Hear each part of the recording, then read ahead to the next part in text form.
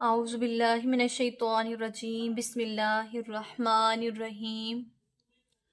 قال اللہ تبارک تعالی فی القرآن المجید وفی شان الحبیب، ان اللہ وملائکتہ یصلون علی النبی یا ایہا الذین آمنوا صلوا علیہ وسلموا تسلیما۔ رب یسر ولا تعسر وتمم بالخیر وبک نستعین یا حی یا قیوم برحمتک استغیث۔ السلام علیکم ورحمۃ اللہ وبرکاتہ۔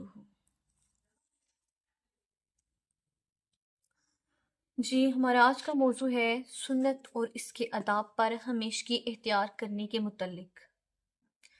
سنت یعنی حضور نبی کریم صلی اللہ علیہ وسلم کے طریقہ کار پہ اور ان کی سنت پہ کس طریقے سے، کن آداب سے ہمیں ہمیشگی اختیار کرنی چاہیے، یعنی ان پہ عمل کس طریقے سے کرنا چاہیے۔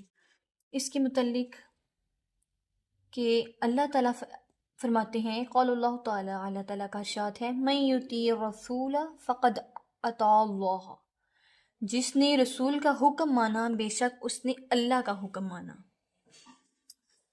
یہاں پہ رب تعالیٰ بھی فرما رہا ہے کہ جس نے میرے محبوب کا حکم مانا وہ اسی طرح ہے کہ جس طرح اس نے میرا حکم مانا۔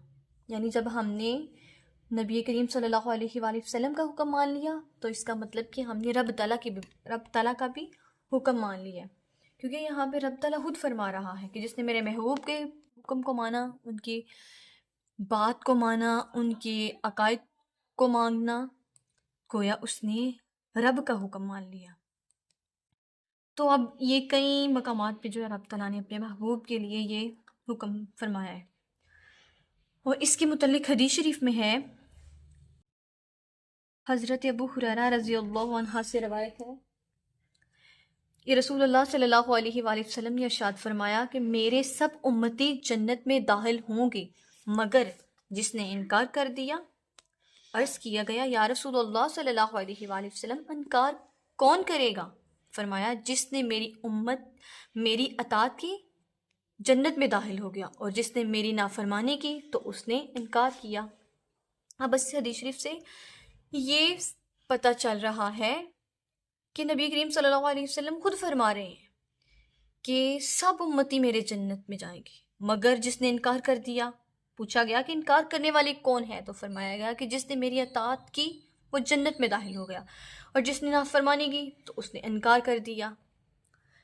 نافرمانی یعنی جو حکم، جو عقائد، جو قرآن، جو فرائض ہم نبی کریم صلی اللہ علیہ وآلہ وسلم ہم مسلمانوں کے لیے لے کر آئے رب تعالیٰ کی طرف سے، اگر ہم نے ان کی پیروی کی تو گویا ہم نے ان کی اطاعت کی، اور اگر ہم نے ان میں سے کسی حکم کا بھی انکار کیا تو ہم نافرمانی کرنے والے ہوئے۔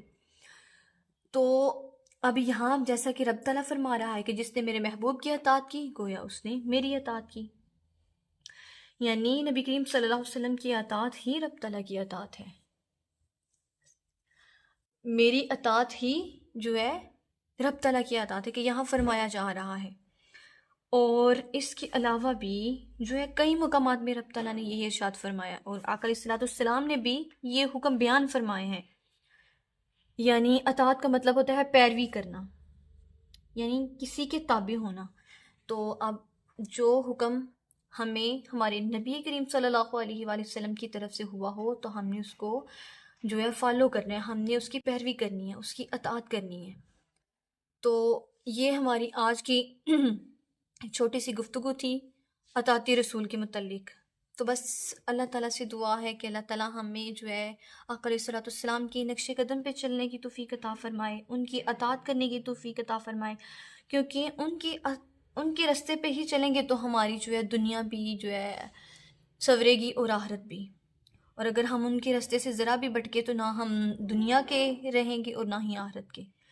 تو اللہ تعالیٰ ہم سب کا حامی و ناصر ہو، اور ہمیں آقا صلی اللہ علیہ وسلم کی راستے پہ، ان کی نقش قدم پہ چلنے کی توفیق عطا فرمائے، اور اللہ تعالیٰ تمام امت مسلمہ پہ اپنا خاص فضل و کرم فرمائے۔ بس آخر میں دعا ہے کہ اللہ تعالیٰ ہم سب کو آقا صلی اللہ علیہ وسلم کا سچا پیروکار بنائے اور سچا عاشق رسول بنائے۔ واخر دعوانا الحمد للہ رب العالمین۔